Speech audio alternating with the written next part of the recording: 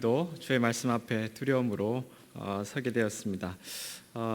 아니 오늘 목사가 왜 양복을 안 입고 왔나 이제 그런 생각을 하고 계실 텐데 사실 저희가 7년이 이제 돼갑니다. 교회가 제가 양복 입은 적이 없습니다. 거의 세례식 이후에는.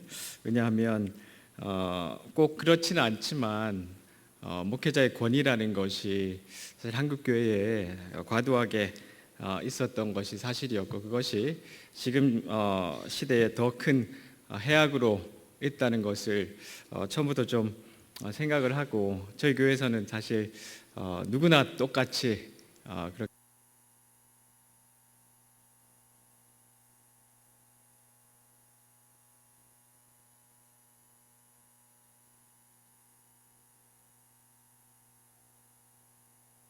그렇게 저거 좀 치우실 수 없으실까요?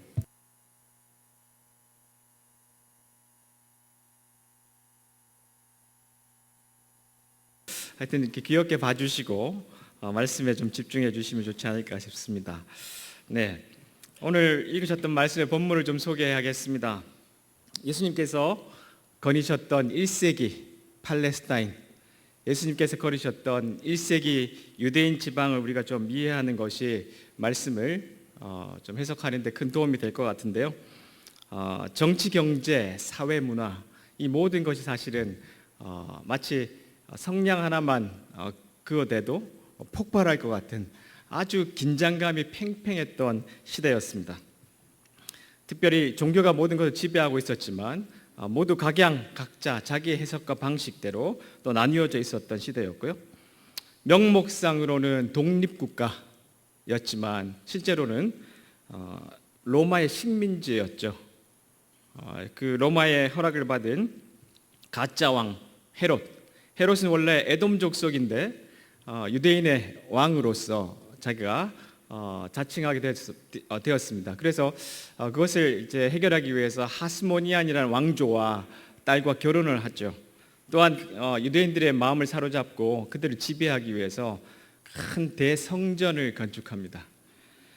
이런 시기에 예수님께서 목수의 아들로 이 세상에 오셨습니다. 이 당시에 예수님께서 사셨던 그 유대인 지방에 많은 사람들이 너무나 핍박받고 또 종교적인 어려움과 또 궁핍함으로 메시아가 왔으면 좋겠다, 메시아에 대한 열망이 아주 불타올랐습니다. 그래서 자신이 메시아라고 하는 사람들 많이 나왔었고요. 곧 메시아가 올 것이라는 그런 기대감으로 또한 가득 차 있었습니다. 이 시기에 갖고 있던 여러 가지 그 정치적인, 문화적인, 종교적인 문제들을 통해서 사실 사람들은 좀 자기의 방법대로 해결해 보려고 하는 노력들이 있었는데요. 한 4개 분파 정도가 그 당시에 예수님이 사셨던 시대에 큰 자리를 잡고 있었습니다. 제가 소개를 좀 드리면, 첫 번째는 에스네파가 아니고 에세네파입니다. 예, 농담이신데 좀 긴장도 풀으시고, 저도 오랜만에 오니까 긴장이 되거든요. 그런 얼굴로 저를 쳐다보시면 저도 설교하기가 상당히 부담스럽습니다. 친정에 온 것 같이 그렇게 좀 봐주시면 한번 웃어보시겠어요? 저 위에 계십니다. 네, 저도 굉장히 부담되거든요. 네, 에스네파라는 사람들은 어떤 사람들이었나 하면, 이 당시에 유행하던 모든 바리새인이나 사두개인이나 열심당원이나 좀 뒤에 소개하겠습니다만은 이런 사람들의 방식은 동의할 수 없다. 그래서 우리는 멀리 사해에 있는 절벽으로 물러나서 정결과 금욕으로 우리가 메시아를 기다리겠다. 우리가 이렇게 정결하고 금욕으로 살아가면 이것을 예쁘게 보시고 메시아는 올 것이다. 이런 사람들이 있었습니다. 그러나 이들은 계속해서 그 정신을 이어가지 못했는데요. 물론 종교적으로도 많은 혼합이 또 나중에 일어났고, 결혼을 하지 않았기 때문에 자녀가 없었고, 결국은 또한 서서히 없어질 수밖에 없었다고 기록은 전하고 있습니다. 두 번째로는요, 열심당원들입니다. 2세기, 기원전 2세기 정도에 시리아를 지배하고 있던 세력들, 이들을 폭력으로 또 물리치고, 마카비 들어보셨나요? 마카베오라고도 하고, 이 가문이 잠시 이스라엘의 독립을 가져왔습니다. 이스라엘 사람들은 지금도 크리스마스를 기념하지 않지만 이 마카오의 승리를 기념해서 한누카라는 명절을 크리스마스와 같은 때에 지내고 있을 정도로 유대인들은 굉장히 자랑스러워하는 역사적인 날입니다. 이때를 그들은 많이 기억하고 있었고, 또한 그 분파에서 나온 열심당원들이 여전히 폭력으로 로마의 식민지를 해결할 수 있고 메시아가 올 수 있게 하겠다라는 생각들을 가지고 있었습니다. 에스네파, 그리고 지금 말씀드린 열심당원, 세 번째로는 사두개인들이 있었습니다. 이 사두개인들은 그 출처를 따져보면 그 이름은 정의롭다, 의롭다 하는 히브리어에서 나오기도 했고, 아니면 어떤 분들은 사독이라는 제사장에서 나온 분파다라고도 이야기를 하고 있습니다. 이 사두개인들은 어떻게 하다 보니까 예루살렘에 큰 부동산들을 소유한 사람들이었어요. 권력에 아주 가까운 사람들이었고, 이 제사장들의 오랫동안 이어오는 그런 가문들을 유지하면서 권력에 붙어 있었는데요. 특별히 로마의 권력에 아주 밀착하게 붙어 있음으로 말미암아 오랫동안 많은 경제적인 그리고 권력의 그 향유를 누려왔던 사람들입니다. 여러분 기억하시는 거겠지만 예수님을 못 박았던 안나스, 가야바, 그들은 안나스가 아들이 5명 있는데 계속해서 그 제사장직을 물려줬어요. 원래는 대제사장직을 그렇게 물려줄 수 없는데도 불구하고 아들이 다 소모되니까 가야바는 사위입니다. 사위까지 불러서 대제사장직, 모든 권력과 경제를 쥐고 있던 사람. 잘 이때 가슴 아픈 제가 최근에 분노한 이야기를 좀 말씀드리지 않을 수 없는데요. 사두개인들 이야기하면 부동산에, 권력에 아주 깊이 붙어 있는 사람들, 특별히 그러면서도 교회 안에 와 있는, 최근에 한국의 법조계를 아주 뿌리채 흔들고 있는, 사실 웃을 일은 아니라고 생각합니다. 그 사람들이 우리와 별 다르지 않는, 특별히 같은 이름을 갖고 있는 사랑의 교회 교인이라는 것에 대해서 분노합니다.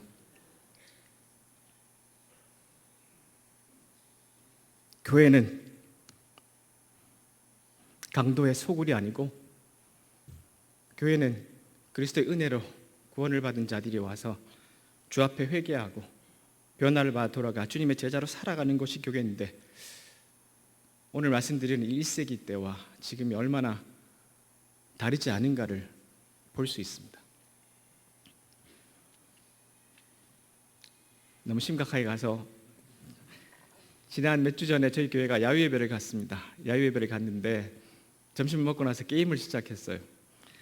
앞판은 빨간 판이고 뒷판은 청색으로 된 판이었는데 양쪽의 교구별로 이제 시합을 벌였습니다. 누가 빨리 뒤집나. 파란 판이 나오면 왼쪽 교구가 이기고 빨간 판이 나오면 오른쪽 교구가 이긴다. 시작. 그랬는데요, 제가 정말 가슴 아팠습니다. 우리 교인이고 7년 동안 알아왔고 같이 동고동락했고 아무 문제 아니었습니다.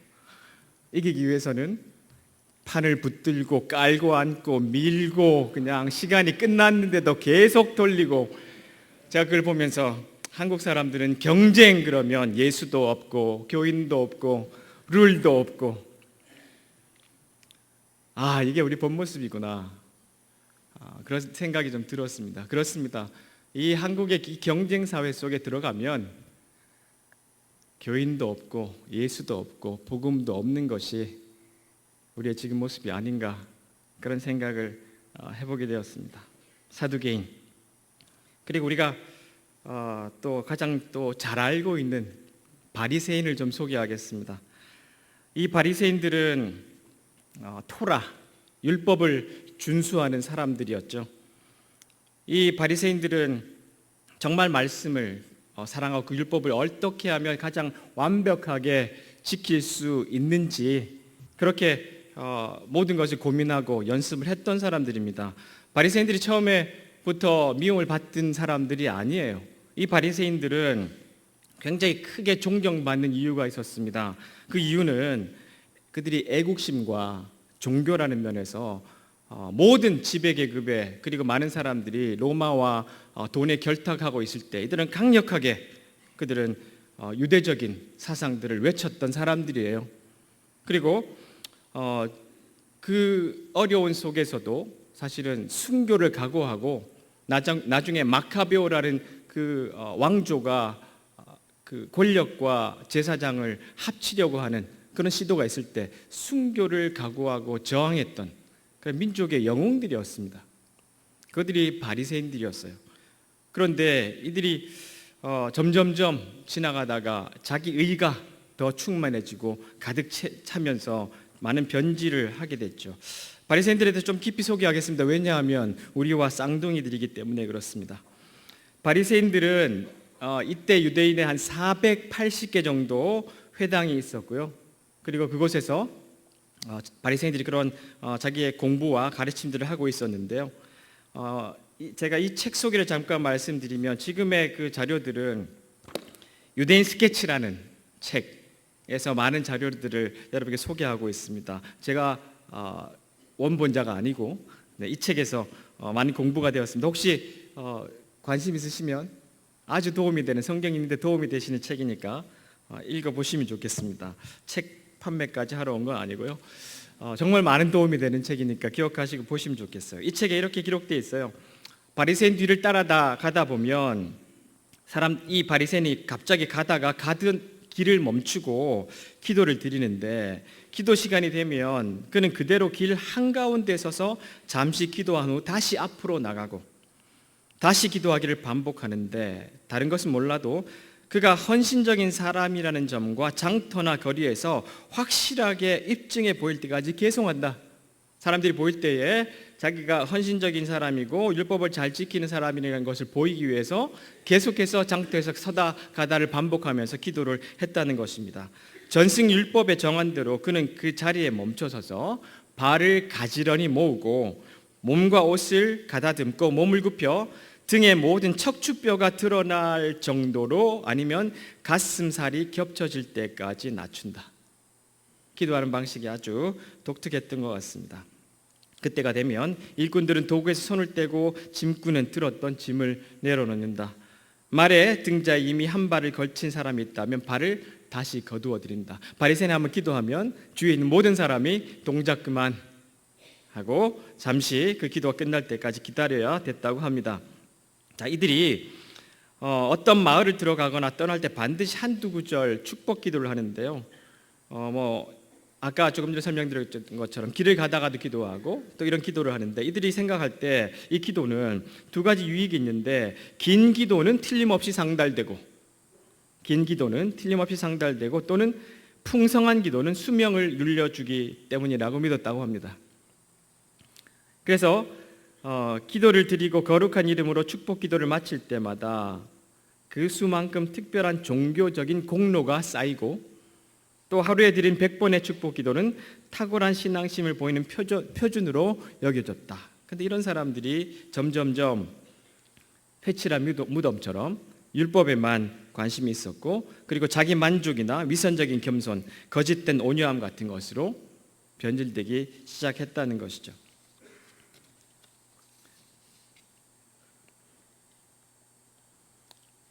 이 앞에서 보았던 에세네파, 열심당원, 사두개인 그리고 바리새인까지 모두가 자기의 방법이 옳다고 믿었습니다. 이 책에서 이렇게 또 이야기를 하고 있는데요.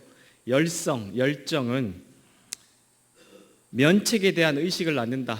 이렇게 열심히 하면 이 방식으로 메시아가 올 것이고 이스라엘은 회복될 것이고 아니면 나는 잘 먹고 잘 살 것이라고 했던 사두개인 같은 사람들.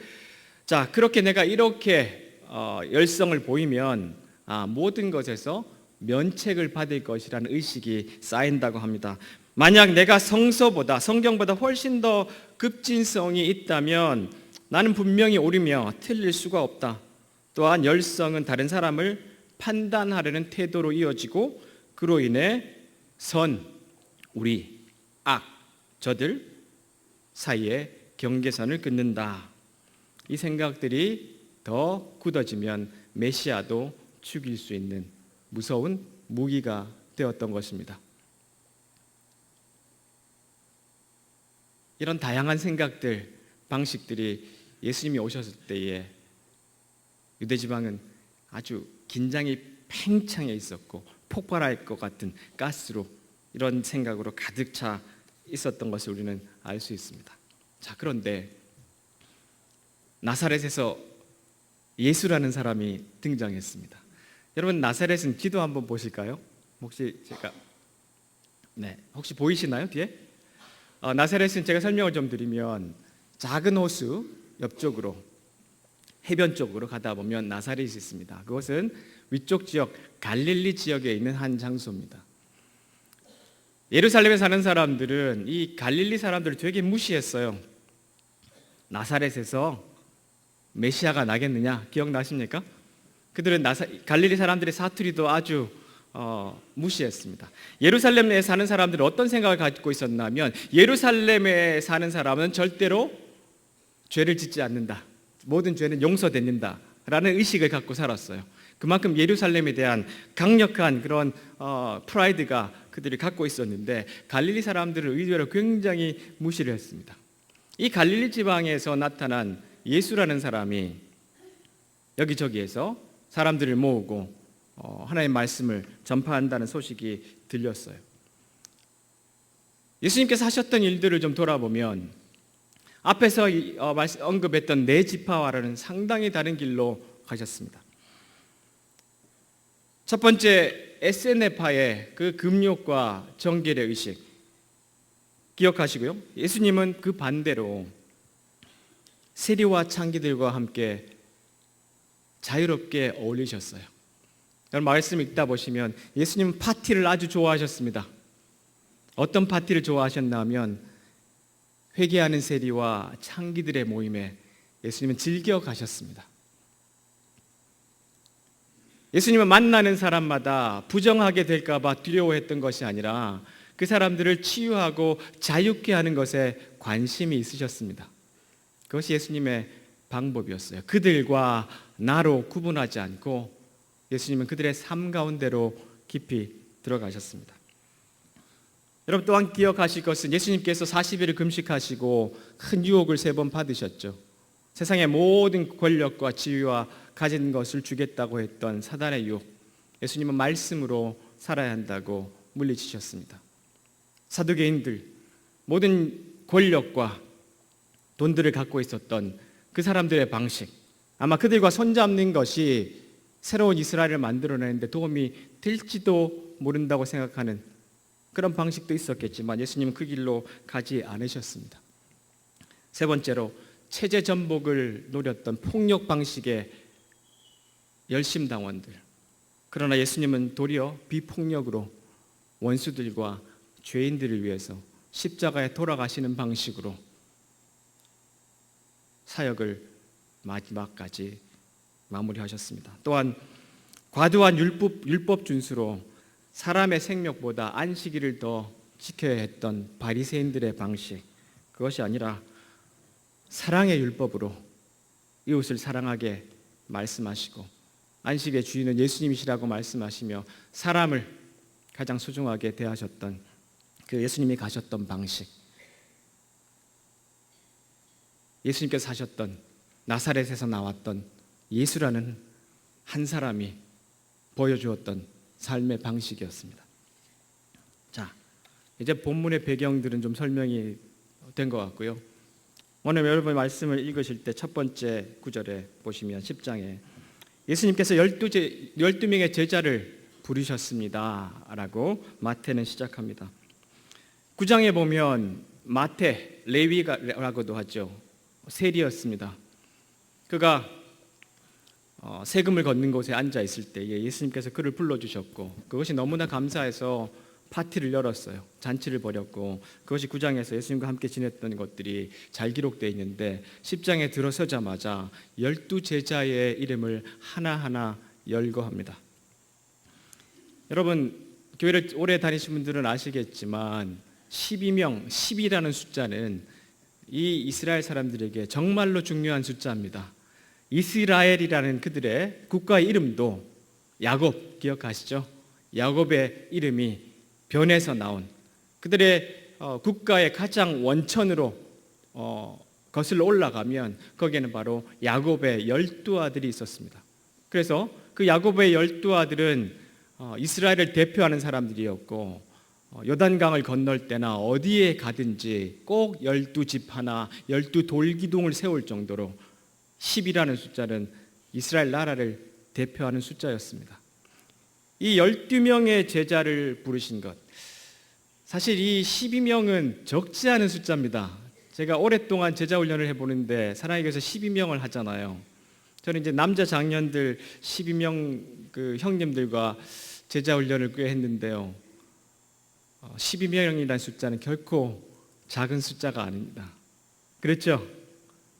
그러나 예수님은 의도적으로 12명을 선택하셨어요. 물론 이들이 한 지파 한 지파를 다 찾으셔서 레위 족속, 므낫세 이렇게 찾은 것은 아니에요. 그러나 12명이라는 숫자는 이스라엘 사람들이 예수님이 12명을 데리고 다니는 것을 보면 저분이 새로운 이스라엘을 시작하시려는 운동을 하고 있구나라는 것을 알게 되는, 저분이 이스라엘을 회복 운동을 하고 있구나라는 것을 사람들은 느낌으로 알 수 있는 그 숫자였어요. 그 12명을 예수님께서 부르셨고 1절 하반절에 보면 제자들에게 더러운 영을 쫓고 모든 병과 허약함을 치료하는 권능을 주셨습니다 라고 기록되어 있습니다. 이것은 예수님께서 그동안 해오셨던 일들을 제자들에게 너희들도 가서 이같이 하라 라고 하셨던 것이죠. 더러운 영을 쫓고 병을 고치는 이 일들이 왜 중요하냐 하면 이스라엘 사람들은 메시아가 오면 더러운 영을 쫓고 모든 병과 허약함을 치료하는 이 일들이 일어날 것이고 그것이 마지막 때다라는 것을 알고 있었습니다. 예수님께서 오셔서 이 일을 행할 때 그들은 직감적으로 저분이 메시아다. 예수님께서 눈뜨게 하시는, 병자를 눈뜨게 하시는 일들도 하셨던 것을 기억하시죠? 구약의 선지자들은 죽은 사람도 살린 선지자가 있지만 눈을 뜨게 한 선지자는 아무도 없었습니다. 이스라엘 사람들은 누군가 와서 눈뜨게 하는 예언자나 랍비가 있으면 그는 메시아다라고 알고 있었습니다. 그래서 예수님께서 제자들과 함께 병을 고치고 귀신을 내어쫓는 이 일은 이제 새로운 이스라엘, 그리고 회복의 이스라엘이 시작되었다라는 신호였어요. 사인이었어요. 표지였어요. 12명의 사람들과 함께 이스라엘 여기저기를 다니시면서 이 일들을 행하셨던 것은 이제 우리가 기다렸던 메시아가 왔구나, 새로운 나라가 시작되는구나라는 열망을 이스라엘 백성들에게 풀어 넣어주셨던 것이죠. 자, 이제 2절에 보면 마태는 흥미롭게도 이 12명의 제자 이름들을 하나하나 열거를 하기 시작합니다. 2절에 보시면 베드로 그리고 그의 동생 안드레 형제이고요, 세베대의 아들 야고보와 그의 동생 요한, 이 두 형제가 있는, 이게 4명이 있었어요. 이들의 직업은 어부였습니다.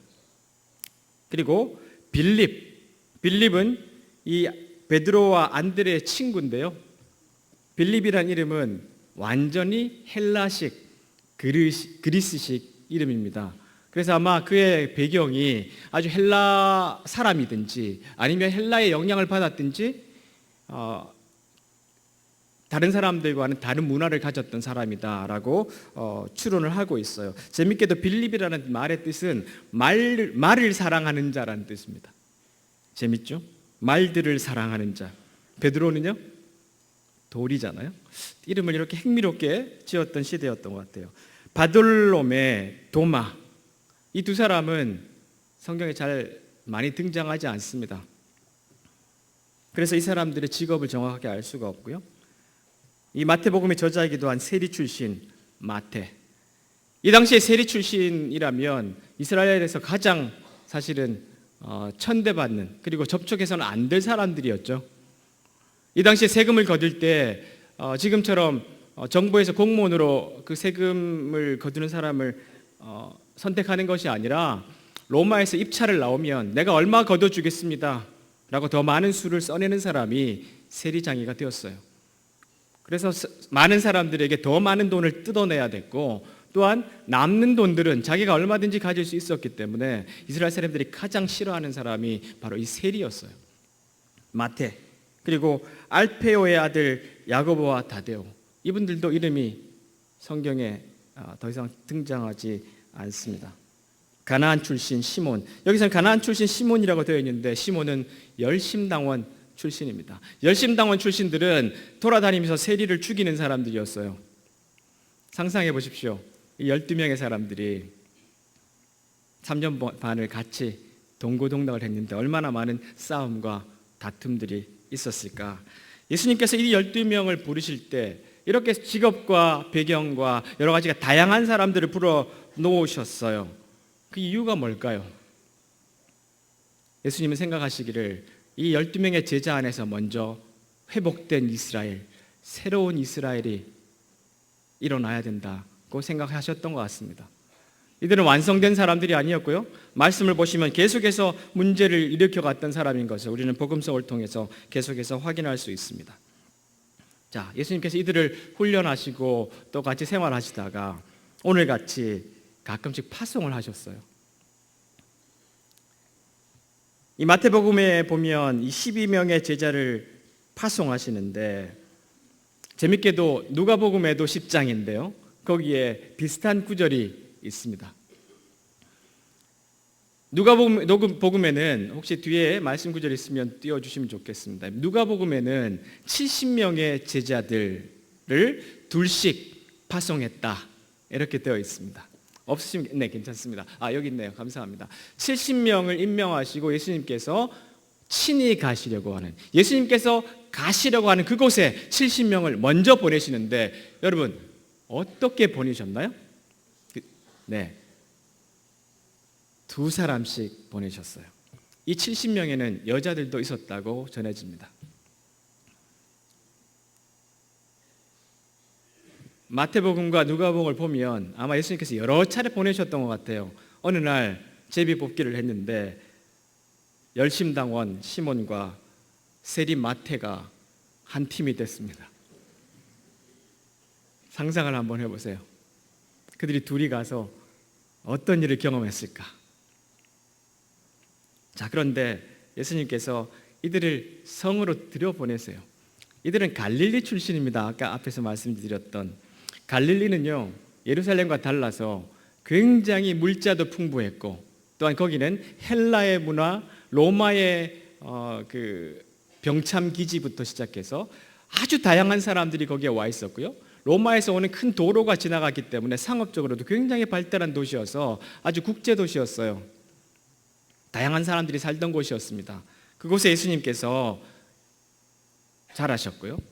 또한 흥미롭게도 나사렛에는요, 예수님이 자라셨던 그곳은 이렇게 상업적으로도 융성했고 많은 사람들이 들고 나고 하는 그런 도로, 지역적인 특색도 있었지만 거기에는 제사장들이 예루살렘으로 올라가서 예배드리러 갈 때 모이는 장소였어요. 그래서 여러 팀으로 나눠서 한 팀이 가서 예배를 인도할 때 다른 팀들이 거기서 중보기도 하는 그런 곳이기도 했어요. 예수님 그런 문화 속에서 자라셨어요.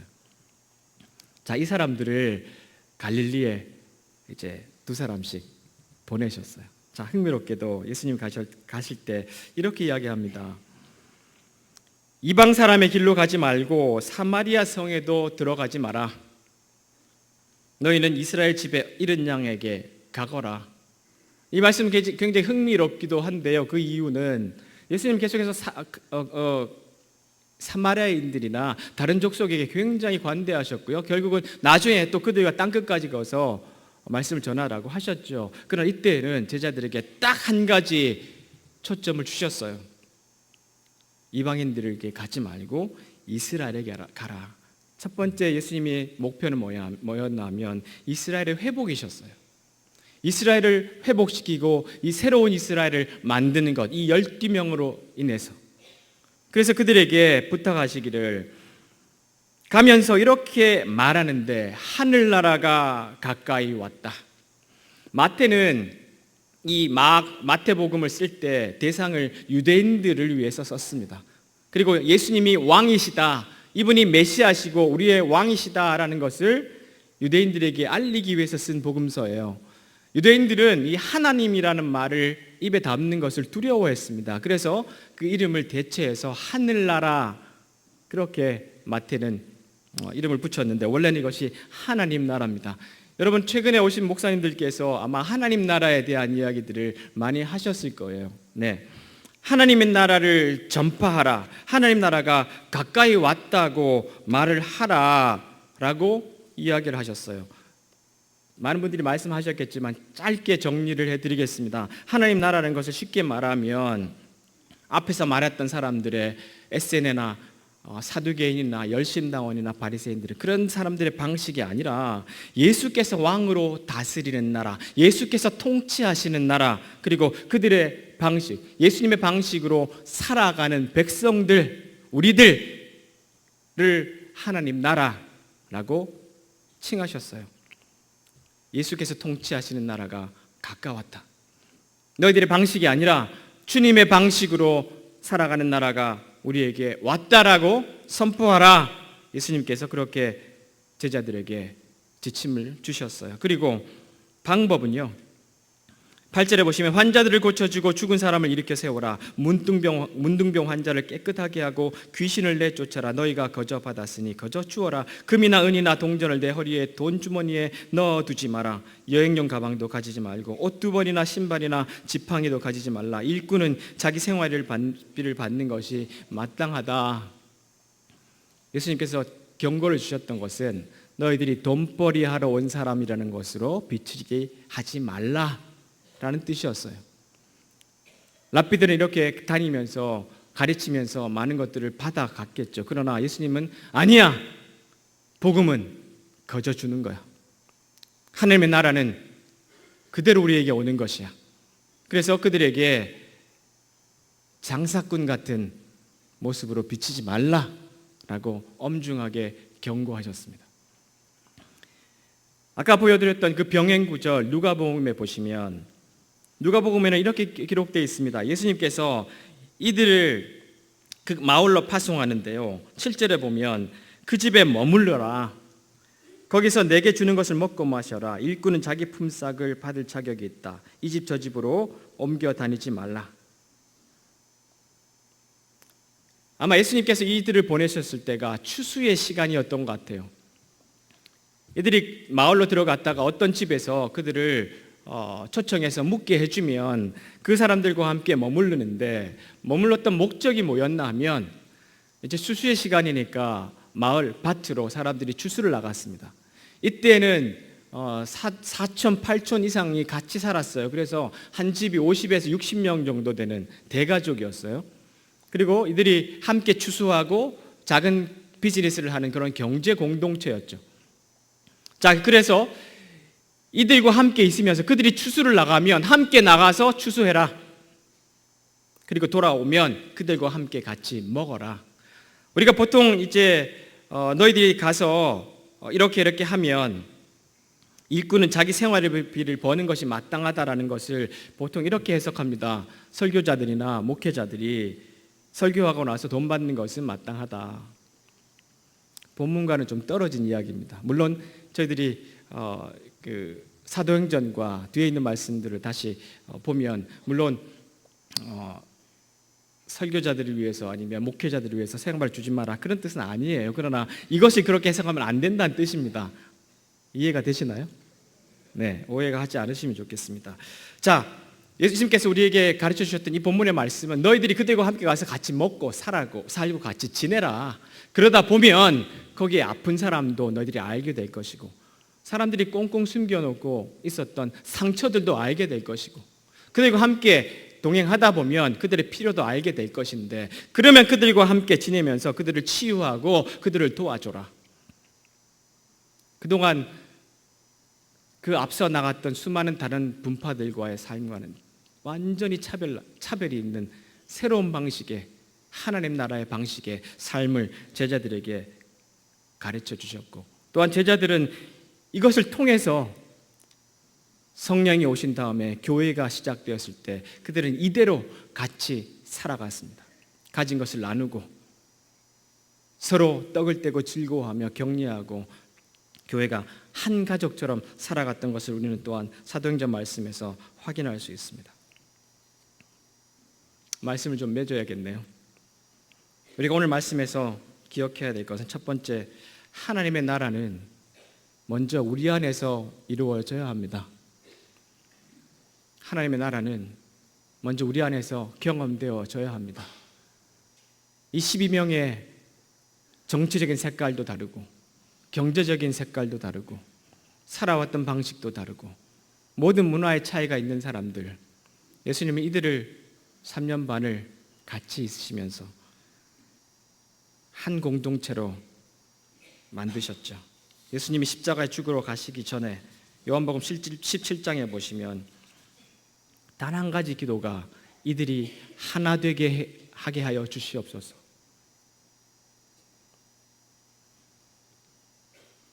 (20절에) 이렇게 기록합니다. 요한복음 17장 20절. 저는 이 사람들을 위해서만 기도하는 것이 아니라 이 사람들이 전하는 말을 듣고 저를 믿는 사람들을 위해서도 기도합니다. 아버지께서 제 안에 계시고 제가 아버지 안에 있는 것 같이 믿는 사람들이 다 하나가 되게 하여 주시고 그들도 우리 안에 있게 하셔서 아버지께서 저를 보내셨다는 것을 세상이 믿게 하여 주시옵소서.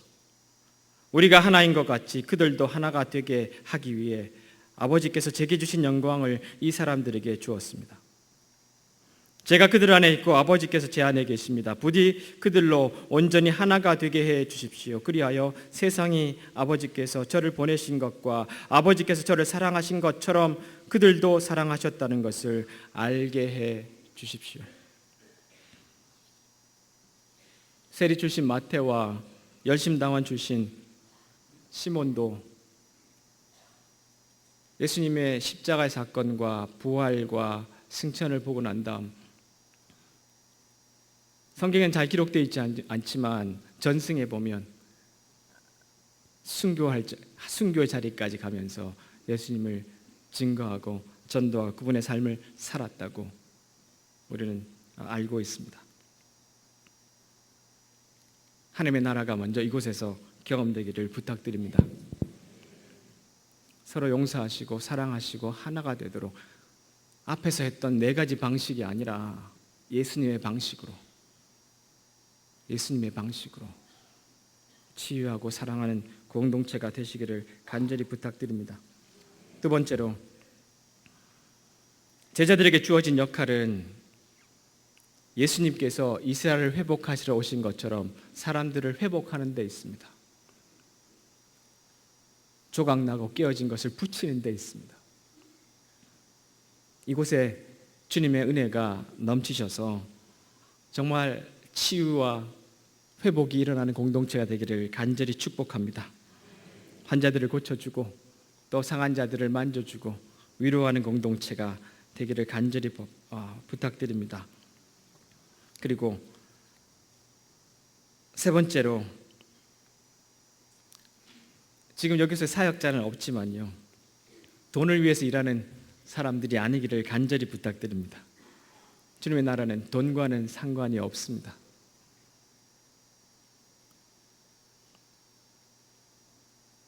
예수님께서는 세상의 모든 것을 버리고 갔던 금욕과 정결의 공동체 에세네파의 방식도 아니었고, 세상의 권력과 돈을 가지고 지배하려 하고 유지하려 했던 사두개파의 방식도 아니었고, 폭력으로 무엇을 전복하려고 했던 열심당원의 방식도 아니었고, 율법 준수, 종교적인 열심, 그리고 그것을 통해 사람들을 위해 서려고 했던 바리새인들의 방식도 아니고, 갈릴리라는 그 다양한 사람들 속에서, 세상 속에서 권력과 돈이 아닌 비폭력과 십자가의 죽으심으로 하나님의 나라를 이 땅에 오게 하셨습니다.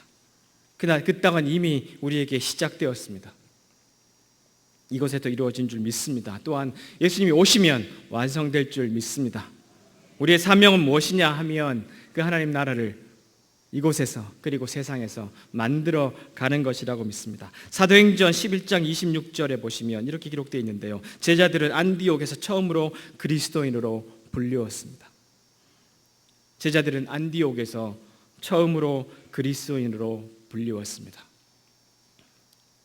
그들이 그리스도인으로 불리기 전부터 사실은 예수님을 따르는 도라는 이름으로 불릴 때도 예수님의 방식으로 살아갔었죠.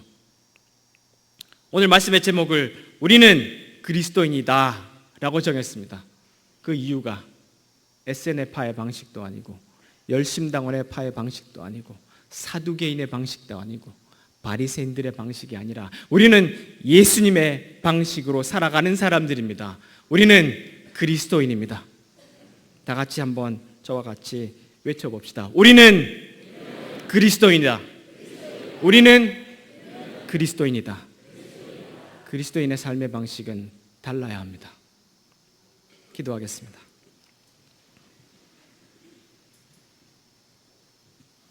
살아계신 하나님 아버지, 우리는 그리스도인입니다. 우리가 그리스도인이라고 고백하는 것은 우리가 단지 예수님이 우리를 십자가에서 죽으시고 구원하셨다는 것을 동의하는 것이 아니라 우리를 구세주로 또 우리의 삶을 주관하시는 그 은혜의 하나님으로 또한 우리 삶의 왕으로 인정하고 우리도 예수님께서 하셨던 그 방식대로 살겠다라고 고백하고 희생하며 살아가는 것이 그리스도인이다 라는 의미라고 생각합니다. 하나님 아버지, 우리는 얼마든지 틀릴 수 있습니다. 주님 앞에 내 열심과 열정이 앞서지 않도록 주님 도와주시옵소서. 다시 한번 말씀으로 돌아가서 예수께서 12제자와 70명의 제자를 어떻게 보내시고 어떻게 가르치셨는지, 또한 예수께서 스스로도 어떤 길을 가셨는지를 기억하고 이 나라 위에 다시 한번 주님의 나라가 세워질 수 있도록 이 공동체가 바로 설도록 주님 도와주시고 인도하여 주시옵소서. 어디에 가든지 나는 그리스도인이다 라는 말씀 기억하며 그 말씀대로 살아가는 우리 모두가 되도록 역사하여 주시옵소서. 예수님 이름으로 기도합니다. 아멘. 함께 찬양하겠습니다. 여러분들과 함께 찬양하고 싶은 찬양은요, 땅끝에서라는 찬양입니다. 우리 주님 다시 오실 때에 그 주님 앞에 주님, 우리가 이렇게 살았습니다, 우리는 그리스도인입니다 라는 고백을 할 수 있도록 그 마음 가지고 결단하시면서 찬양하겠습니다.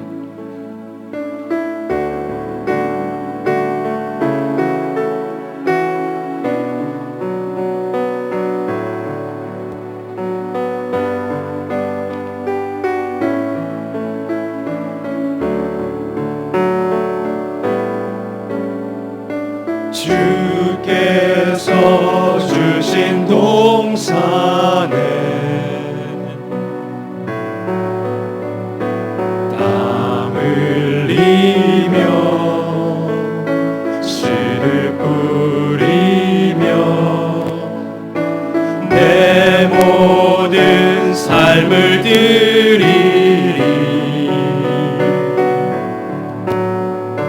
날 사랑하시는 내 주님께 비바람 앞을 가리고 내 육체는 세잔해져도 내 모든 삶을 드리리.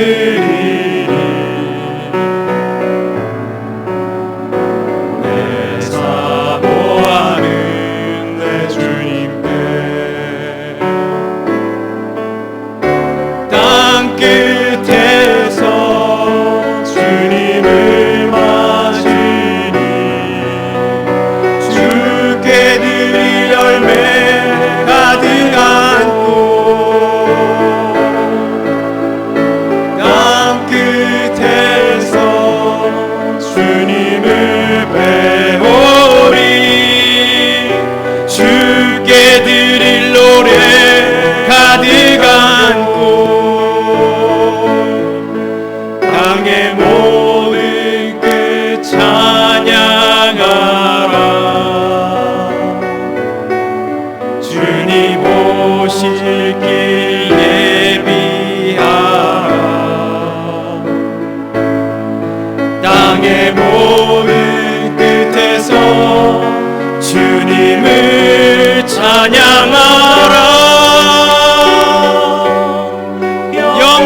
영광의 주님 곧 오시리라. 땅 끝에서 주님을 맞으리. 땅 끝에서 주님을 맞으리. 주께 드릴 열매 가득 안고 땅 끝에서 주님을 배우리. 주께 드릴 열매 가득 안고 땅의 모든 끝 찬양하라. 주님 오시를 예비하라. 땅의 모든 끝에서 주님을 찬양하라. 영광의 주님 곧 오시리라.